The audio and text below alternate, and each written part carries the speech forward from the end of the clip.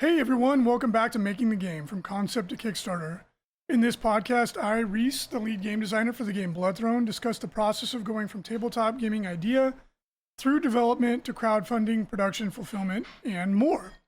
Bloodthrone is still available to be backed via the Pledge Manager on GameFound. Just go over to GameFound and look up Bloodthrone, you'll see it. In this episode, we will discuss the PvP campaign in the Bloodthrone Hero expansion box. But before we do that, I want to bring you all an update on the development cycle for Bloodthrone. Big news, the last molds for the Hero expansion heroes are done. That is a really big deal. So what that means is every single miniature in the core box and the Hero expansion there are a mold made for them. So as I am recording this, the sample production Hero expansion miniatures are on their way to me, and I will be posting an update probably tomorrow, showing off pictures of the actual production models, like what will be in the box. And I do have to say they look fantastic in the pictures, and the production quality PVC minis that we've gotten so far have all been absolutely fantastic. We will also have a series of updates on the way, exploring each class in depth, their abilities, all their feats, class abilities, all that sort of stuff, equipment available to them. We'll be starting with the fighter. I would have already published it. It's been written for a while, but we updated the cards again to make them look a little bit better and more legible. And I believe this is the last update on the cards. They look really sharp. I'll be showing those off in these as well. My hope is to do one class per week. These articles are in depth, so they take a while. I may fall off here or there as I have other responsibilities, but the goal is to do one per week. I will also be posting an update post in non-podcast form, which will have a ton of information showing off some of the beautiful artwork for the game. Obviously the expansion hero models, a link to the finally done YouTube channel. I finally got that fully populated with content. I'll be linking to that and some other additional information. It will be a really good, informative update. The Sundrop style paint is on its way to me from Canada. It's in the mail. It's been in the mail for a while. Obviously, I live in Puerto Rico, so sometimes things can get lost in the mail or delays to get here. But any day now, I should have that. And once I do, I will put some paint on a model, get some nice pictures, and show that off for people that are curious about having that upgrade. On a personal note, I did get married a couple of weeks ago. I just want to give a big thanks to my lovely wife, who, in her words, did 99.8% of the planning for the wedding. I did 0.2. Think she might be a little generous. But it was really awesome. I know a lot of people said congratulations in the comments, and I really appreciate that. Full on Mexican Catholic wedding. It was crazy. Really, really fun. So good to be back. That took me out of commission for a couple weeks. So good to be home, and thank you to everyone that wished us well. We also finally got the token cut files done. I believe they're completely done. The factory said they were good to go. That's one of those things that I found in this process that was way more complicated than I thought that would have been like a couple days project. It ended up being like weeks and weeks. So there's hundreds of tokens in the game, tiles for a game board, tiles for all the management maps. And there's just a lot. There was like 400 some individual components that are tokens. Getting them all to fit, having the right spacing for bleed is like extra space around an image, so that if when the sheet gets cut, if it wiggles or moves a little bit, you don't lose anything important. Getting it all to fit, and then getting the cut sheet to fit within the inner dimensions of the box, it took us like 4 tries. It was way more complex than we thought. However, I believe that's done. We just have to put the art on, that's all done. And then with that, we can finally get the internal organizer trays completely designed, because they couldn't do that until we had the token sheet, and the token sheet took longer than expected. So that's pushed us back from our timeline, but not by too much. I think we can still hit our January fulfillment date. I was mapping it all out last night. I really hope we do, because our big convention, the Las Vegas Open, is in January. I really want to have at least some of the game there, and I want to obviously fulfill our commitment to everybody. that backed us and put their faith in us. We've hit a couple delays. It's nothing like crazy, but looking at timelines, as long as we don't have any additional delays, we should be able to start shipping the product out in January. But we are kind of cutting it close at this point. The last fly in the ointment is, again, designing that internal organizational tray, which they said takes about 6 weeks. And then we have to finish the hero expansion book layout. I should, within the next 3 weeks, be able to show off the core rulebook, parts of that book. We're getting to the final stages of that. That took way longer than I thought. But the upside to that is it gave us time to get more art done to put into the book and to get art for the cards and things like that. So, not surprising, doing something for the first time. Learned a lot, took longer than it would. Like next year for the next expansion of the game, it'll be way quicker because we know what to do now. But like I had said in previous podcasts, I had built 2 months padding into our schedule of just assuming there would be delays. And we're kind of running to the end of that padding now. So I'm hoping that we can still get everything out in January. If not, I think it will be slightly delayed. But I'll be transparent and be very clear on that as we go. So last episode, we talked about the PvE campaign in depth, and I kind of walked everybody through how that plays, got a good reaction to that. Thank you to everybody that listens. And today I want to talk about the PvP experience, which is what the hero expansion brings. There's a lot more to it. The hero expansion book is just jam-packed, full of art, lore. It's got like a ton of lore, like really. The writing team and I, there's 2 additional writers and myself, we're kind of like the last 2 weeks we've just been going over everything, and it's just really exciting to see it all come together because our core lore doc, like the like main lore document where we've put all of our material, is like 400 pages in length. It's a behemoth. It's so big, and obviously we can't include all that, so we've been like paring it down. You know, writing is rewriting, as the expression goes. We've been trying to distill it down into something that's much more manageable.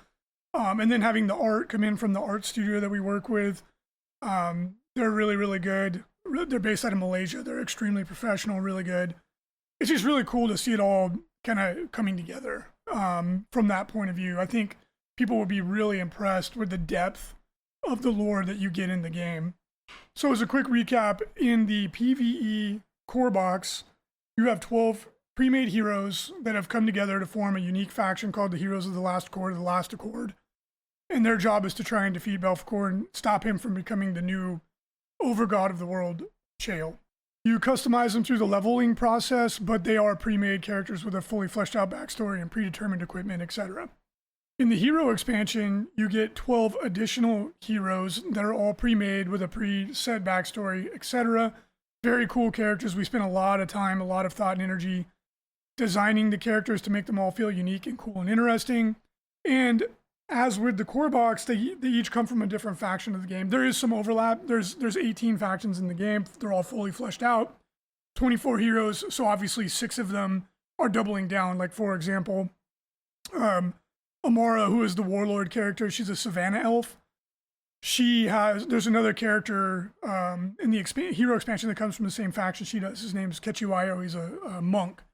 Another example is Brother Boldstand, the gnome priest in the core box. He comes from a faction called Freeport, sort of a European-ish, kind of like a multi-European or pan-European. That's the word I was looking for. Sort of faction. We've been calling it like our D&D faction because it's the most familiar to people that played, Baldur's Gate or whatever. And there's another character in the expansion. His name is Pascal. He's a gambler. So there is some of this overlapping that occurs, but each faction in the game has at least one hero represented between the 2 boxes. And one of the heroes that's from a faction that didn't have a representative in the core box and that is in the expansion is Canthus. He's like the Bug Knight. He's actually a Dark Knight, but he comes from the Vesperi faction, which I've talked about. And he seemed to be the most popular hero so far based on just feedback from players. So that's cool. It's really cool to see that because it helps us to prioritize, okay, which factions are we going to touch on going forward based on the ones that people are most excited about. Or we're going to touch on all of them, but I mean in which order we'll do it. So in the hero expansion, one of the core functionalities, one of the core like rules mechanic offerings is it allows you to make custom heroes and make your own parties. So as I mentioned, there are 18 fully fleshed out factions in the game. However, those are going to be explored as we go forward with the expansions. There are two, we call them generic factions, but I mean, they're real factions. They just, they are an amalgamation of all the other factions, right? So broadly speaking, the 18 factions in the game are divided 50-50. Half of them belong to a kind of an overarching loose coalition called the Adherents to Zenith, and the other half are in a loose coalition called the Iconoclasts. So the principle that separates these two is their stance on the use of Devithae. I've talked about this at length. But basically, what we kind of jokingly call it in the development studio is it's soul juice. But every living sentient creature in the game has what's called Zenithae. It's basically your divine energy, your spirit, your soul, whatever, however you want to describe it. And that's what gives you life. And it comes from the creator goddess Zenith, who has been killed in the process of the Throne Wars. The destroyer god Hasatan found a way to forcibly extract this from one living being to gain an advantage for another living being. So obviously, the being who it's being taken from doesn't like it. It's almost always a fatal process, very painful. It's a horrible experience. But the individual that gets it can break the accords. The accords of the laws of the physical universe. Kind of call it the Ten Commandments, whatever you want to call it. It's like the divine, physical laws, metaphysical laws that are binding in the world of Chael. So those are laid out by Zenith, and Devithae allows you to break the accords, right? And so that's why the heroes in the core box are called the last accord, the heroes of the last accord. And the adherents to Zenith, which are the broad kind of grouping of 9 factions, they still follow the accords. They refuse to use Devithae they have their own reasons for doing this. They're not just the good guys. They're all morally gray, except for the Celestial Order is pretty cut and dry good guys. But they, for their own reasons, they choose to follow the accords, whether it be philosophical or practical. And on the other side of it, the Iconoclasts, which is again a broad spectrum of factions, they choose to use this resource because it's an incredibly powerful resource. They do so for their own reasons. Some of them don't want to use it. They don't like it, but they have to use it. And some are like, yeah, whatever. It's a powerful resource. I don't care where it comes from. So the downside to Devithae is that it is inherently corrupting because it corrupts the laws of the universe. And it's incredibly addicting. So any individual that uses it and becomes addicted to it, that doesn't have sufficient force of will be twisted into their external form will represent the darkest parts of their inner being. So a lot of the monsters in Chael are actually used to be, we call Kith. Kith is a catch-all term for sentient beings, humans, elves, dwarves, gnomes, orcs, goblins, etc. The broad term we use is Kith. So a lot of the monsters, quote unquote, are actually people. It's like Scooby-Doo, except, their monsters are real monsters, But in this case, the meddling kids can't just pull off a mask and reveal the human or creature underneath. They've become the thing that they are on the inside. So some of the accords that allows you to break, the main one, the most appealing one, is that in the world of Chael, there's like a divine law that no sentient living being can live longer than 120 years, right? So like a tree, which is not sentient, could, live hundreds of years, thousands. And then non-sentient beings like a sea tortoise or whatever the case, there's a shark in Greenland that's apparently 400 years old. So non-sentient beings follow a normal lifespan, but Zenith set a limit of 120 years for all sentient beings. They have more Zenithae, they have more of this spiritual energy.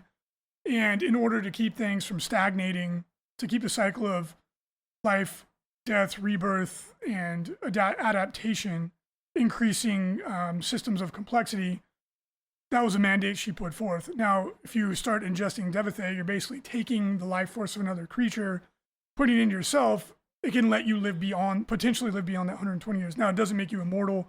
You could still fall to disease or violence or an accident, but it makes you more powerful, more resilient to these things. Another accord that allows you to break, and it's one of the things Belphegor does in the core box, which I'm not spoiling anything because you've already seen the monster miniatures, but It allows it allows beings to break through the barrier between the metaphysical and the physical plane, thus allowing Belfcore to summon like demons to his aid, which is not normal. That's like extraordinarily bizarre and strange and terrifying. It's one of the reasons why he's such a devastating and horrible threat in the game. So this is a powerful substance. The temptation to use it is great. Now, to illustrate this, like some of the iconoclasts that find themselves in that grouping, even though they may not like the other factions in their broad categorization. The faction, the People of the Sun, which the character Tatama, who is a witch. He's the jaguar man looking character. We call them Akama. That's the name of their heritage. Their faction, their Deva. Deva is like the god of each faction. The overgods were Zenith and Hasatan, creation, destruction, and beneath them there are the minor gods. And each faction has a minor god, and it's a really cool part of the story of how this came to be. I won't spoil too much of it, but their minor god that was their leader, whose name is Mictlan, they have like sort of a Mesoamerican, Aztec or Incan kind of theme feel to them. Obviously, they're fictional and they're made up, but visually, that's their aesthetic. He fought against Hasatan during the Throne Wars, this cataclysmic event in which the Overgods were destroyed. Very bravely was trying to stop Hasatan from doing what he was doing, but he was struck down in this battle. He didn't die, but as he was healing, his sanity was lost. So he's now like this Cthulhu-esque mad god that's just ravenously hungry, and his people now have to feed him this substance to keep him from potentially devouring the whole world, right? So they're forced into this nightmarish situation where they have to use this horrible substance just to prevent what they feel could be the destruction of the entire world, right? And so that's some of the backstory behind some of these factions that explain why do they use this substance, right? Another one is called the Pallid Legion. They were formerly known as the Devorian aristocracy. They're all locked in undeath, right? And the character Tatian in the core box, who's a dread mage, she's a revenant, which is the way I describe it as a non-rotting undead. So she's not like a zombie. She's cold to the touch, doesn't have to sleep, doesn't have to eat, but she has to consume Devithae to continue to exist in this state of undeath, right? So she's not a vampire either, although their faction may have something like that when we get to that, but it's like a ghoul, although it doesn't eat flesh, right? So just think of like the Crow is probably the best example of the way to envision it from the movie, the original one, not the new one, which apparently is quite a bit different. So their faction are locked into this undeath, right? Their Deva during this cataclysmic event basically sacrificed themselves in order to prevent their souls from leaving their body, prevent their Zenithae from leaving their body. But now the only thing that can sustain them is Devithae, which is abhorrent. And so they're desperately seeking a way to return themselves to life, or at least give the next generation a chance, so that they're not stuck in this terrible state. That just gives you kind of an idea of why some of these factions would use it. Now, some of the other ones, they just use it because it makes them more powerful and they don't care where it comes from, right? And our own history, human history, is full of examples of things like this, like, forced servitude and all this horrible things that people have done because, they don't care. That just gives you kind of an idea of some of the motivations, right? Because we didn't want it to be, cut and dry, simple, good guy, bad guy, G.I. Joe and Cobra. We do have two factions. Like I said, the Celestial Order are basically genuinely good, and that was the faction that was directly under the control of Zenith herself. And then we have the Immortal Host. They were the Wild Horde, under the control of Hasatan. And even then, in the early days, they weren't evil. They understood philosophically that all things needed to have an ending in order for things to continue to progress and not stagnate. But now, as they transitioned under their new ruler, Akrathil, or Lord Akrathil, to become the Immortal Host, they are leaning more towards like chaotic evil, right? If we're playing D&D, or lawful evil actually would be. They're very obsessed with order and structure, but they're like kind of the bad guys, right? And there's still wiggle room in it. We didn't want anything to be black and white. But those are kind of the two poles in terms of the orientation for morality, and then all the other factions are somewhere in between those poles. And one of the fun things, which I did mention in another podcast, but just to touch on it really quickly, is that the Accords dictate that no sentient living being can live longer than 120 years. So, for example, the obvious example is like elves in our world don't live thousands of years as they would in like a Tolkien-esque kind of modeled fantasy universe. So we flipped the script on this, and I think it's really fun. Is elves in our world actually, they like live fast, die young. They like burn hot. So elves have a really high metabolism. They're faster than everybody else. And they stay energetic and youthful up until the end of their lives. And then it's kind of like boom, bang, bing, boom, age rapidly and die. So, you know, they're unnaturally beautiful, super fast, energetic, fun. And they're one of the most common heritages in Chael. But like I said, it's James Dean sort of live fast, die young. So that we thought that was fun. And then what we were trying to do with the lore is blend sort of, you know, the classic fantasy tropes, spiritual ideas, not in regards to like, you know, real world faiths, but a world that's really deeply steeped in those kind of like spirituality, the afterworld's real, gods are real, demons are real. And then mix it in with science. We thought it was like we've come up with a really nice blend. So like being like a dwarf that's moves a little bit slower, has a little bit slower of a metabolism. They live longer, but they're still within a range that's reasonable. Because for me, as a side note, I always thought the idea of a being that could live for thousands of years was preposterous. Because if you had one ambitious elf, he'd be like Sauron, you know, like he would just conquer the world. And especially if they were really intelligent, like, you know, there would be no stopping it. So we decided to kind of compress it so that all the races were sort of on a similar footing. And we think it makes it a lot more interesting. It makes it a lot more impactful. And then you can have a lot more variety, and they could you could kind of spread them out through all the factions, and it would fit a little bit easier. Like a society would function a little bit better, in my opinion, anyway. So all that said, the fact that Devithay can let you live beyond that, although it starts to warp and twist you, makes it a very tempting resource, especially for those who are towards the end of their lifespans. Like when clock starts ticking down, when you start getting up to that 120, although again, most sentient beings don't make it even, a lot of them don't even make it half that long. They have an accident, heart attack, whatever. All those things are very real in our world. But a being that is getting up to 80, 90, that temptation starts to get very real when they feel the Reaper breathing down their neck. And that's why we wanted to make this feel like you could understand why someone would use this resource, even though it is nasty. That temptation is very, very real. And as a final kind of talking point on that, before I get back into the rules mechanics, the amount of Zenithal that you have within you decreases every year that you're alive. So if you're 120 or 119 years old, you barely have any. So the really, really dark part of this is that someone who's young, like a young adult or a child even, has the most potential Devithay to steal from them. So it makes it even more horrible when you really start digging into the details, and we'll get into that in the story. So it's the ultimate Faustian bargain, right? Like you are really selling all your morality if you're going to indulge in this. But again, some people don't care, some people have to. But it's definitely a devil's bargain for sure. So all that said, the adherence to Zenith follow the Accords is laid out by Zenith, even though she's gone, right?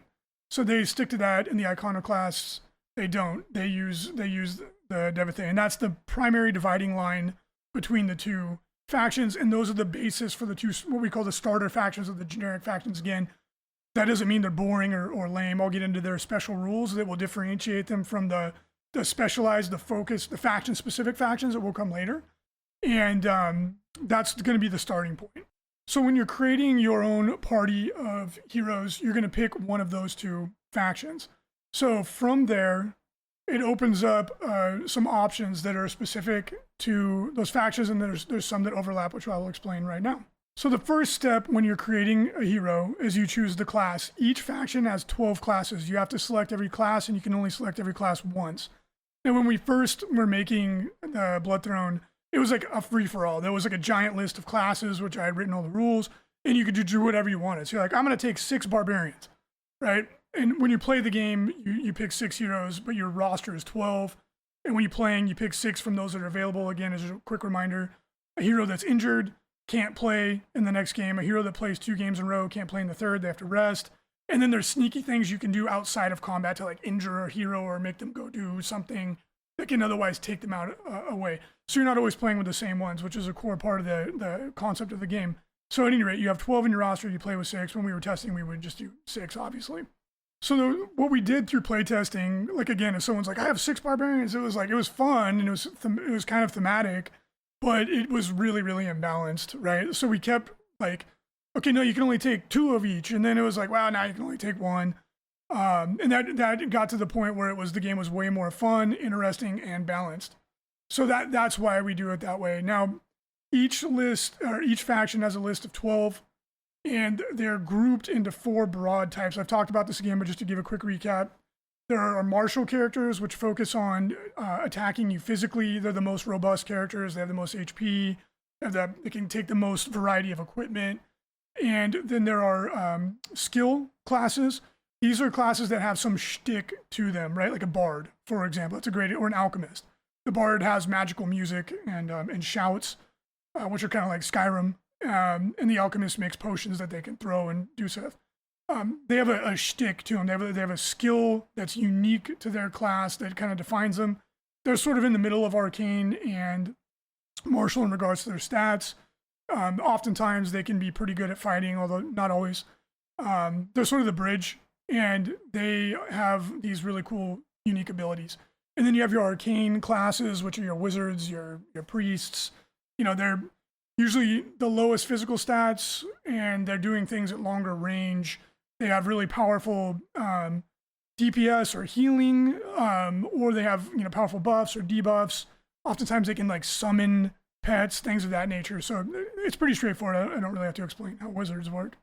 Now, further within each of those archetypes, there are jobs that are going to be common to every single faction in the game, right? So the most obvious example, which I've talked about in previous podcasts, your main tank, for those of you who play video games, you know that term. That means the dude whose job is to go up there and take a beating and absorb damage. So for the adherence to Zenith, that's your fighter. That's Ajax, the really cool, like, sort of Spartan-looking inspired character. And then on the Iconoclast side, that's the Dark Knight. That's Canthus, the Bug Knight. So their job is to go take a beating and deliver a beating back, right? So that primary job, there's 12 of those, and those are going to be in every faction to maintain balance. But in order to have variety and keep it exciting, there are 2 other skill trees that every class has, and the expression, the means by which they do their job is going to be different. So, for example, the fighter constantly regenerates HP every single turn. Every time he activates, he gets a little bit of HP back, and that's to reflect their rigorous training, right? And this is all based on the theme of the class.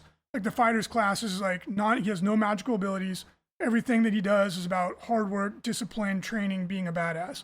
The Dark Knight, on the other hand, is similar, but they do have magical abilities. So the Dark Knight can actually take a life away from you when he hits you, and he gains pain tokens from taking damage, so that he can use those to give himself magical abilities, right? Which can increase his tankiness, pull you into combat, all kinds of fun stuff. So they both have their main tank ability. It's expressed in a different way that's thematic to them. And then they have secondary skill trees that are completely different from one another. And I'll use another class as an example to illustrate this. So the primary DPS mage, which that's a job, for the adherence to Zenith, is the druid. That's Mossbeard. He's the kind of fey-looking druid with branches growing out of his head like horns. Really badass character. And then the DPS mage for the Iconoclast, which is in the expansion, he's the kobold character. His name's Skute. He is a sorcerer. So both of them their primary job is to do DPS to multiple targets at a time. Now, how do they do this? The sorcerer can shoot tons of magic missiles, and as he levels up, he can shoot more. You can aim all the missiles at one character, or you can spread them out and hit multiple characters. So the cool thing is that the sorcerer can kind of like allocate damage as needed, and you have to roll for it for each target, or stack it on one target, right? Really, really flexible, long range, really, really cool. The druid, on the other hand, is like calling down lightning storms and summoning tornadoes and earthquakes and all this cool nature-based stuff. but it's like AoE based, right? So it can be more challenging for the druid to hit as many targets as the sorcerer, but they will do more damage when they do, right? So that's how they kind of balance out. Whereas the sorcerer, as long as he can see 3 targets at first, and again, he can, as he levels up, he can increase the number of missiles he shoots. That he's going to be able to hit more targets very reliably. Whereas the druid, maybe not as reliable to hit as many targets, but when he does, it's going to pack a wall up. Now, wherein they differ beyond that, again, their primary job, it's done differently to reflect their theme, but where they are different. The sorcerer, his secondary skill tree is buffs. He has really powerful buffing magic, and his tertiary skill tree is denial, right? He can stop other people from using their magic based on his innate understanding, his innate connection to magic, right? Sorcerers aren't learned magic users, they're innate. They're just born understanding how to use it. The druid, in contrast, has really powerful debuffs and DOTs as their secondary skill tree. And then as their tertiary skill tree, they can summon a forest guardian, right? So even though their primary job is ranged DPS, multiple targets, their secondary and tertiary skill trees are completely different from each other, totally changes the way they play. And with all those different kind of layers of combinations that we can remix the primary concept, it means that for each faction, that job will feel unique and different while still retaining balance between the factions as we go, because there's always going to be kind of these core jobs that you can count on having to keep it fair and balanced. And what this also means is that down the road, we could add additional classes into the mix so that then it's like, oh, then you would choose, oh, these are the 4 martial classes I want to put in my roster from a larger list. Now, to avoid it being overly complicated, we didn't have the time to design all this stuff right out the gates. We decided not to do that. We kept it relatively straightforward so as not to be overwhelming. But that we built that runway in for the future in case we wanted to explore that. And so to give you the kind of the full roster for each faction, I won't go into super details. You'll probably be able to guess. I'll just give a really quick kind of overview. For the iconoclast, for Martial, you have Barbarian, which is melee DPS primary, Dark Knight, which is your main tank, Rogue, which is mobility and DPS, and Warlock, which is ranged DPS. Warlock's also really good at melee, has tons of other tricks. I can't wait to talk about it. It's really came out really fun, in my opinion. There's skill-based classes, or Strategist, which is a leader character, gives and takes away actions, has all kinds of little tricks. Alchemist, which creates bombs, potions, healing. They're like incredibly flexible, really good. The Inquisitor, which is your primary denial class. Denial classes stop the other heroes from using their special abilities. They are probably the most powerful class in each faction, not in, just because of what they can do. Like stopping someone from doing their ability is incredibly powerful. And then they have the Artificer. Artificer buffs and debuffs equipment, has powerful shooting or melee, and can have a clockwork pet. They're really fun. Lastly, for their arcane classes, you have a Dread Mage. That's a fear-based. They're a control mage in gamer parlance. They have crowd control. They also have ranged DPS that they can suck away your life and then give it to themselves or their allies. The Sorcerer, which I already explained. A Shaman, which is a buffing, debuffing, and then can summon an animal. And then lastly, you have the Witch. And the Witch is probably the most unique class we've got in there. It was the biggest divergence from all the other ones. The Witch can summon a totem. Traditionally, this would be a cauldron. Tatama in the game summons a sacrificial altar. And they have long-range, crazy debuffs. Like they curse you, and then they can hurt you anywhere on the board once they curse you. I won't go too far into it. It ended up being probably one of the coolest classes. Really proud of how it came out, and it's a lot of fun. But they're a debuff class. And on the flip side, for the Iconoclast, you have a Fighter. I've already talked about that. Paladin, which is your primary melee DPS. And then they have, abilities you would come to expect. They can heal, they can tank for other characters. You have a Monk, my personal favorite. He's the foil to the Rogue. Mobility, DPS, but whereas the Rogue is like backstabby and can poison you and do all this sort of rogue stuff. The Monk always gets an extra attack and has like super acrobatic abilities, has all these like cool like Tiger Strike and Mantis Blow and all these fun thematic abilities. The Monk is my favorite class, so I was very excited about that. He's my favorite class in fantasy gaming, just general. And then you have your ranger, which is your range DPS. Obviously, the warlock and the rogue ranger are sort of the mirrors to each other, but they behave very differently. One really fun thing is in the expansion, the ranger can summon a pet, an animal pet. So Grey Wolf will literally have a wolf companion in the expansion, so that'll be really fun. For your skill classes, you have the Warlord, which is a leader class, different than the Strategist, but the core abilities are the same, giving and taking away actions, buffing, issuing orders. You have the Bard, doesn't really require any explanation, has songs and shouts. You have the Gambler. The Gambler is a luck-based class, so they can give and take away bonuses to the dice, and then they can modify dice and stuff. Really fun character. It was inspired by kind of Final Fantasy type characters like Setzer from Final Fantasy VI. Really fun, thematic. They're like Gambit, and then they can like throw magical cards at you that deal damage and stuff. Really fun. And then you have your Demon Hunter, which is the icon or the adherence to Zenith's denial class. Unlike the Inquisitor, who has lots of tricks, the Demon Hunter is more of like an in-your-face melee or shooting. They can do either class. So they're more of like a warrior, whereas the Inquisitor is more of like a tricksy type denial class. And then in the arcane department, you have a priest, which is the best healer in the game, period. At really high level, they can actually bring a model back to life.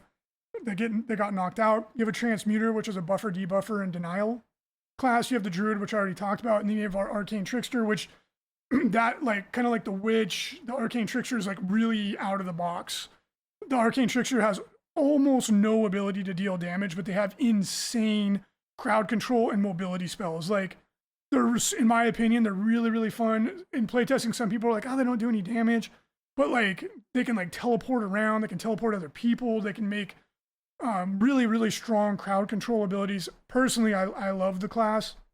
But as you would expect, they're really good at getting objectives and doing tricksy type stuff. So when you're actually playing the game, you have those 12 classes in your roster, and when you play the game, you pick 6. 2 have to be martial, 2 have to be skilled, 2 have to be arcane. That does mean in some scenarios you won't have a full roster. Like, let's say both your martial characters got knocked out in your last game, and then your opponent does a trick, which I'll get to that when we talk about the strategic level of the PvP, that he makes it so one of your martial characters can't fight. You're actually going to be playing with 5 heroes. You'll be playing down. So that's something you have to bear in mind as well. It adds layers upon layers to the strategic depth of the game. So once you've selected one of those classes to begin building out, your next choice is to choose heritage. So we use the term heritage. It's race in most RPGs. But since we don't have like an elf faction or a dwarf faction or a gnome faction, in the lore of the game, every faction, every nation, although not all of them are nations, some of them are like affiliations, they're all mixed, right? And it's explained in the lore. We did this for one because I think it's cool. It's cool to me to have like a pan-European themed faction, but you could have a gnome or a dwarf or an elf that's in that. But we also did it for balance reasons. So each heritage, and the word heritage is a combination of race and ethnicity, which suited our game better. So instead of just saying dwarf from, whatever region, we go, oh, this is Greenwood dwarf, like Mossbeard from the core box. It's kind of like this fey, kind of half like nature dwarf, and it's just a more accurate term. So anyway, when you hear me say heritage, that's what that means, just to clarify it. So when you're building a class, you start with the class itself, then you go to heritage. Now, the 2 factions have a list of heritages that are available to them. There's a lot of overlap, so we have what are called the common heritages, like humans, elves, dwarves, gnomes, that are in the lore of the game. They're kind of widespread. They're everywhere. They're in almost every faction. Some of the factions are a little bit more unique and don't have access to those. But generally speaking, those are kind of like your bread and butter fantasy heritages. And then there's going to be some that are uncommon. Those are typically only available to adherents to the iconoclasts. And from that list, you start building it out. Now, the limitations we put in for balance reasons and for lore reasons is you can select each common heritage twice. So easy example, humans. You could have 2 human characters, and then you could have one of each uncommon heritage.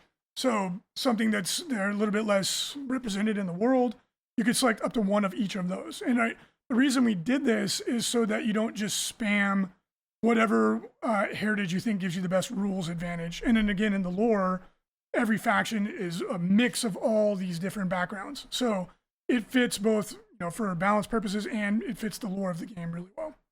It also kind of matches what you see in a typical RPG party, right? Like it's pretty rare that you're like, oh, this is my party that has 6 humans. Now, you could make like, oh, I want a party of all elves, and like you can get kind of close to that if you mix and match all the different kinds of elves. But it doesn't really fit within the lore of the game either. So just to explain why we went that direction. So there are 25 heritages in the hero expansion to start from. So we wanted to give a wide breadth of options that reflect not only the story and the background of the game, but also to make it easy for people to build out a party with whatever models they want. Obviously, within reason, like you don't want to use some like sci-fi model, typically speaking. It may work in some cases, but you want to use a fantasy model, and you can use pretty much anything you want as long as it's within the 25 to 32 millimeter scale. It should work perfectly fine. Now, not all 25 heritages are available to both factions, as I said. Now, what makes the 2 starter factions or the generic factions cool is that because they come from such a cosmopolitan city, and they're both headquartered in the same city, which I won't spoil for lore purposes, but just take that as a given for this point in time. There's people from all around the world there. So their special rule, which will help keep them relevant and fresh going forward, is that they get 2 slots out of their 12. Because remember, you're going to have 12 characters in your party total. They can use up to 2 of those for a rare heritage. And what that is basically any heritage that's in the game currently within their broad umbrella, like if they're in the adherents or the iconoclasts, respectively, you can take up to 2 from the rare list, and the rare list will expand as we go forward in the game. So it will keep those factions always fresh. There's always something new you can add as more and more factions get unlocked as we go forward. Alternatively, what you can do with those 2 slots is you could take one of the common heritages a third time. So for example, if you really have a cool, third elf model you really want to use, you could. Right, and that's again to represent the diversity and flexibility of those factions, and also just to make it easy for people to get playing the game. Right, we want a low barrier of entry. It's like, hey, do you have 12 fantasy models and they can go within these relatively loose restrictions?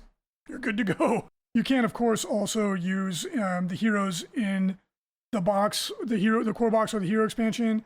So if you don't want to like come up with 12 unique heroes, you can just have like 4 or 5, 2, 3, whatever. Oh, you're like, oh, I really want to use this model I have. So again, we're trying to make it as easy as possible for people to get involved. What we found is that a lot of times players would use their favorite heroes from their faction and then kind of fill in with the ones that didn't appeal to them as much, or they just had a cool idea for one they wanted to use. So from there, you assign stat. Let me back up really quick. So the heritage will determine some of your baseline stats, like your starting HP, your baseline movement. It can modify your evasion. Your evasion is how hard you are to hit. And then they each have a unique heritage ability. All heritage abilities are once per game. And there's something that has to do with your heritage, right? Like the example of one of the most popular ones is the Mountain Dwarf has their heritage ability is called Tenacity. Once per game, it's a reactive ability, meaning you can use it out of the normal turn sequence. When they're reduced to 0 or less hit points, you play that card. They don't get knocked out. They stay on the board with 1 HP, and they have the stunned status effect, which takes away one of your actions. It's super good, right? And so I use that as an example to illustrate, like, we try to make them thematic to the heritage. Also, there's a reason why we didn't want people to spam, like, all dwarves, right? It would be like the invincible party of annoyingness, right? So that's all part of, like, what went into the design decisions. So then you assign stats. There are 6 stats in the game, and you have 8 stat points. Every stat starts at 0. 0 in our game is not a bad thing. It's just like, you just don't get any bonus. We simplified the way the stats work quite a bit. Like, you basically add your stat directly into whatever it is it's modifying. Like, for example, perception is one of the stats. You literally add perception to your chance to hit with a physical attack. Like, it's not like divide by 2 rounding up like in some games. It's very straightforward. So you have 8 stat points to allocate between the 6 stats. A lot of characters have zeros in some of their stats. Don't let that bother you. It's not a big deal. Like, for example, if a wizard is never planning on punching anybody, just leave their perception at 0, right? Like, don't waste the points on something you're not going to use. If they get into melee, something went wrong. All the stats can go up to 3. One of your stats, the 8th point, is actually what we call a boost point. A boost point can take a stat above 3. No stat can be boosted more than once. So the only way to get a 4 is to put something up to 3 and then use your 1 boost point to go up to 4. And then through the course of the game, like leveling up level 5 and level 9, you get a boost point. There's also magic items that can give you a boost point. There's a way to, like, you can train a character in one of the buildings to give them a boost point once. You can get more as you go, but no stat can be boosted twice. Once you boost it, that's it. It's maxed. Your stats will impact things like I just said, like your ability to hit with a physical attack or a spell, the amount of hit points you have, your encumbrance, how much equipment you can carry, how hard you are to hit, how quick you are in initiative lineup, et cetera, et cetera. So assigning the points is going to be really important. Now, there's some fun wiggle room in it. So, for example, let's say you got a fighter. You're like, oh, I'm going to max my power and my constitution. Like, that's how much extra damage you do and how much hit points you have. Well, you could have a really smart fighter where you put points into intelligence. Intelligence directly impacts how many skill cards you get. So everybody gets 1. So if you had, like, say, a fighter with 0 intelligence, you would just have 1 skill card. That's it. So out of all the options you have as a fighter, you only ever get to take 1. That's not a big deal, right? If that's the way you want to play it, all good. Well, let's say you're like, I'm going to make a really smart fighter that has tons of like special abilities he can do. So it's not like a game like D&D where it's kind of like, I haven't played the new edition of D&D in the older editions. Like, every fighter kind of looked the same. You know, you maxed your strength and you maxed your hit points, and that was kind of it. We wanted it to be a much more difficult choice, right? And to have a lot of room for creativity, right? Like maybe you do want to make a melee wizard that casts buff spells on himself and then goes and punches people, right? So then you would assign your stats in order to enable you to do that. So from there, you assign equipment. We went back and forth on this a lot. So as most models, especially the models that are in the game that are pre-assembled, like, you can't change their sword or whatever.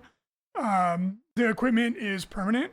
However, if you wanted to make a house rule, which it'd be very, very easy to do, where you can change equipment by swapping out a model, totally can. However, you'd have to redo all their stats and everything. So as the kind of the baseline, the equipment is permanent when you choose it at character creation. The only limitation is your encumbrance. Every class has a base level of encumbrance. Like, for example, the fighter's encumbrance is very high, a wizard's is very low. And then you add in your constitution and power stats, and that increases it.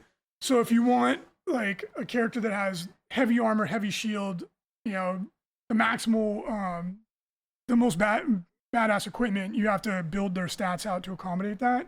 Now, there are feats and things that can increase these things. I'll get to that in a little bit. But that's the only limitation that you have. And then the classes themselves have limitations. Like, for example, a fighter has to take a shield. It's a part of their core concept. So they can't take a two-handed weapon, for example. Or a ranger has to take a two-handed ranged weapon, right? So they have to take whatever your choice. And that means that they can't take a shield. They can't take a lot of other options. So we put these limitations in for thematic reasons, primarily, and also to avoid wonky things like, I'm going to make a character that's got 2 shields. All right, maybe in the future we could do that where they throw them or something, sure. But we didn't want, like, you know, wackadoodle combinations that didn't feel thematic to the class or that were potentially broken in terms of game rules. The final step, besides naming the character, is choosing level 1 feats. You get 2. You have one that's archetype specific, meaning that all martial characters have a list, skill, arcane, and these are things that are going to be, you know, relevant to whatever they're doing. Like, one of the really cool ones for arcane is you can take a familiar. It's a little buddy, like a little cat or a little dragon or whatever, and basically you can draw line of sight from your familiar, and they can be within a short radius distance from your character. So your spellcaster can hide behind a wall and have a familiar poke their head out, and you can cast spells from it. It's really, really cool. Mossbeard, the druid character in the core box, he has a little baby dragon, or little dragonling. It won't become a full-grown dragon in time. It's just a little guy, and that's his little buddy that he can help to extend his range and line of sight, etc. Now you contrast this with one of the other arcane choices, which is combat casting, which allows you to cast spells in while being engaged by another model without getting an attack of opportunity. It's a tough choice, and you can only choose it. It's permanent, and at level 1, that's it. You can't go back. So you want to think it through. And then there's a general list that's available to everybody. That's the second feat that you get. You get feats as you level up that are class specific as well, but this is just kind of the baseline. And again, the general one's really, really important as well. Like tough gives you extra hit points at level 1, and every you get extra HP at every odd level. That's a really good one. And then there's agile, which makes you increases your evasion. And again, these are permanent choices, and they really help shape the way your character plays. Like a martial or a general one that that you have to pick if you want to dual wield as dual wield, for example. Then after that, you name it, and you're good to go. It goes at first, obviously, anytime you do something the first time, it can be a little slow, but once you get used to it, it goes really quick. If you're using the companion app, it's a web-based app too. It's not like in the app, it won't be in the Apple Store or anything like that. It's a web-based app means you can use it on your desktop. So, you know, when you got some time to kill in the bathroom or at work when you should be working, you can crush out a character and save it. Conversely, you can also do it on paper, and we will have our plan is to have printer-friendly versions on the app as well, so you can print it out, but you can just use the app or just have them on your phone, make it easy. So the idea is to make it as easy as possible. Again, at first, you have to figure it out, but once you get the hang of it, it goes really quick. And you can mix in some of the pre-made characters that you like to just make it as easy on yourself as possible.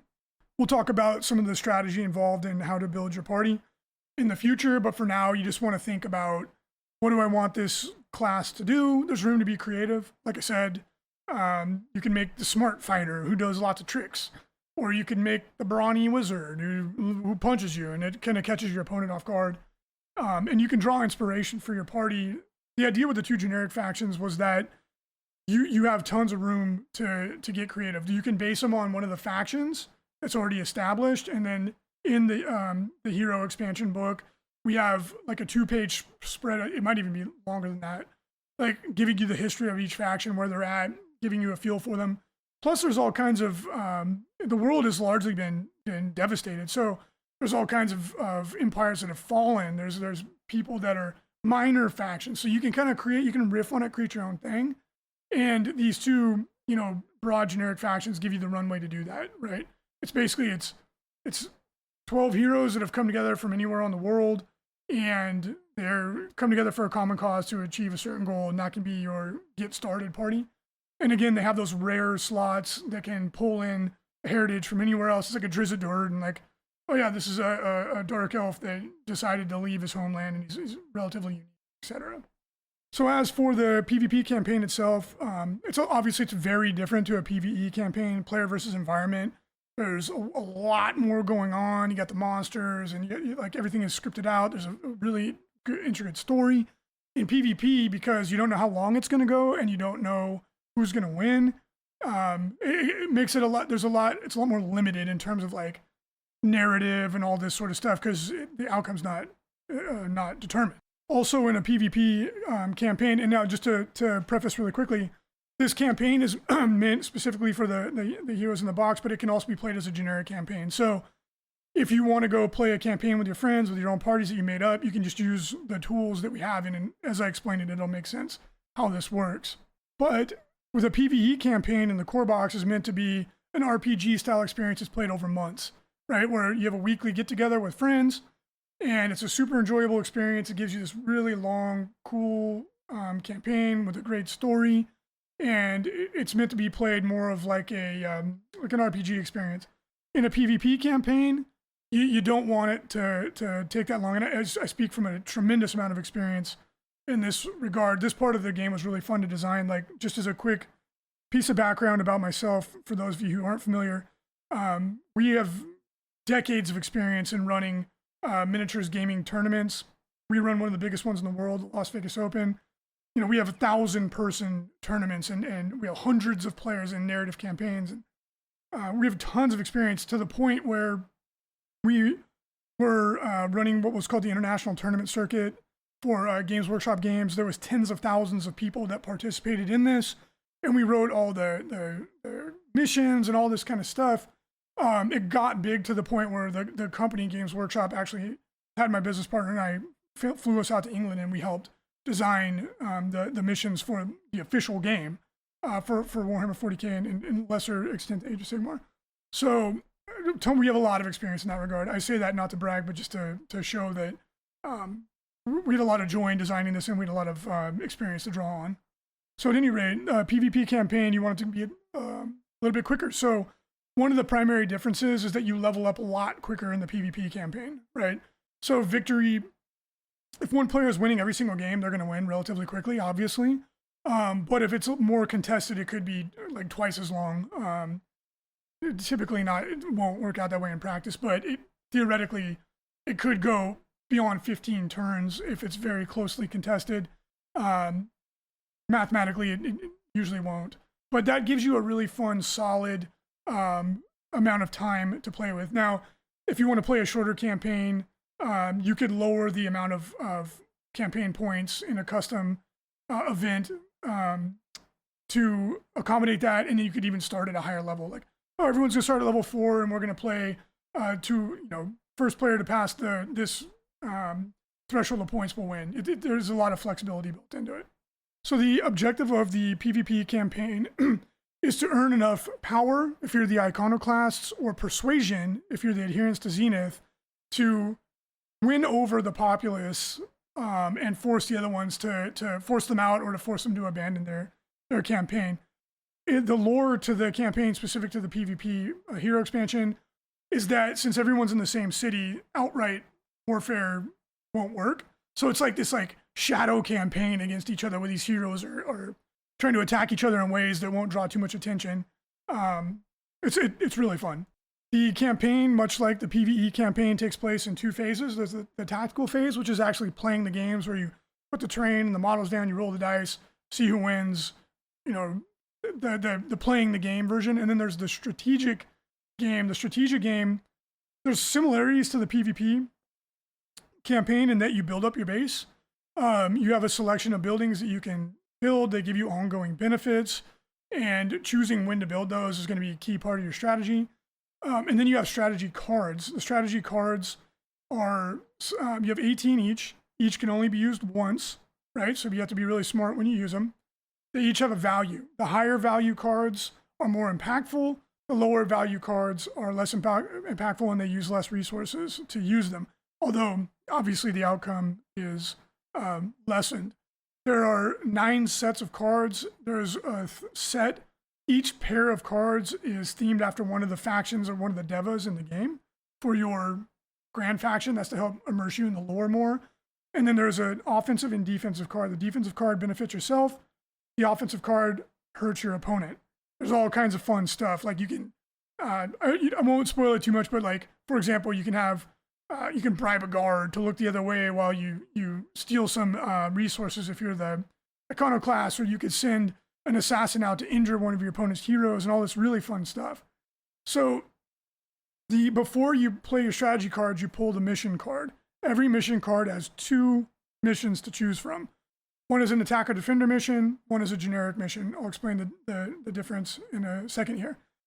So you put down the mission card, and then you select one of your strategy cards to play. You can only play one, and again, each card can only be played once per campaign. The player with the higher value card will do more damage to your opponent or more benefit to yourself, but the player with the lower value card gets to pick which mission you play. So there's this layer of strategic thought that has to go into it, like, hey, do I want to get a really big boost right now, but then my opponent gets to pick the mission? Or do I want to be conservative and try and pick the mission knowing I'm going to take a big punch and my opponent's going to get a bigger, potentially get a bigger benefit? So that gives you an interesting kind of game theory moment that you have to work your way through. From a lore perspective, the reason is these opportunities are popping up. That's the missions from the cards. The team that's more involved with some intricate plot isn't as responsive as the team who's just kind of like making a quick decision. So that, from a lore perspective, that's explaining what's going on with that dynamic from a rules perspective. So then the player with the lower value card gets to pick the mission. Now, as I was saying, there's a generic mission, and what that means is that it's a straight up mission. Both players come into it on equal footing and have an equal chance to achieve whatever objectives there are in the mission. conversely, there is an attacker-defender mission, and these are higher risk, higher reward missions. So for the defender, it's pretty straightforward. You're usually in a position where you're trying to defend, obviously, some resource or protect your base or whatever the case may be. The attacker, their path to victory is a little bit more challenging, but the benefit's higher, right? So we put this in so that an aggressive player that wants to win really quickly can just go, balls to the wall and really, really try and push, attack, press your advantage. Or if you're losing, if you're behind, you can start going to be the attacker to try and catch up, right? Because the risk reward ratio is higher. So that we built that in to try and, because you don't want to have a campaign where at one point a player's just running away with it and you're like, what's the point of continuing, right? So we put this mechanic in so that you can keep trying to get yourself back in the game, or let's say you are winning and you want to kind of play it safe and be conservative. You can take the generic mission or put yourself in the defender position. So then once you play your strategy cards, resolve them, the lower player picks the mission. And then in some of the missions, you get to also, one of the players gets to dictate some of the terrain layout or the map as well. Sometimes the defender gets to pick the map. It varies, but it's all a part of this decision tree, right? We want to make it complex so that you're just not spamming the same strategy over and over again. And then, of course, you have the additional layer of not always having all the heroes that you want available to you. So you also have to factor that in. So it's like an onion. There's layer after layer after layer of decision-making and strategic depth to the game to allow room for mastery of the game. So that's kind of it in a nutshell. Now, obviously, as you're going through the game, your heroes are leveling up. You're building base buildings that give you kind of benefits, like you have like the barracks where you can go and train and get extra XP. You can send characters that aren't in a mission off on like side quests to go get extra XP or to find stuff.